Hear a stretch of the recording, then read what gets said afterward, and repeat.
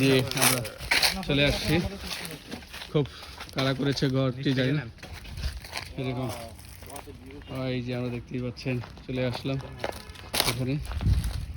এই সেই বাড়ি, এখানে অবশ্য কে করেছে জানি না, এখানে বসে থাকাও যায়, রুমটা তালা দেওয়া, কিন্তু সবাই বলে এটা ভূতের বাড়ি।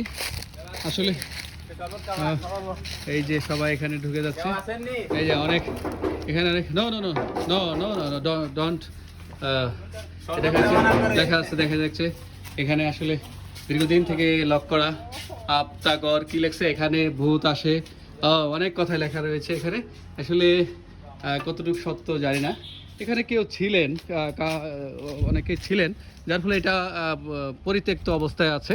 তো কতদিন আগে থেকে এটা তৈরি করেছে, কারা তৈরি করেছে, কারা ছিলেন আদৌ পর্যন্ত আমরা এখনো জানতে পারি নাই।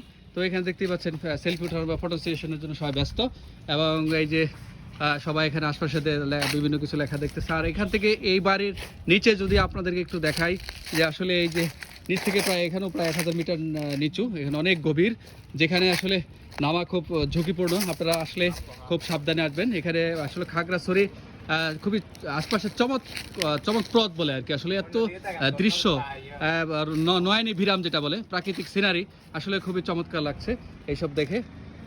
আমরা পুরোটা দেখানোর চেষ্টা করছি। আসলে এইসব মুখে মুখেই আসলে ভূতের বাড়ি, আসলে বাস্তবে কতটুকু সঠিক আমরা আসলে জানি না। আমরা আসছি, ঘুরে গেলাম, সবাই ভালো থাকবেন, আসসালামু আলাইকুম।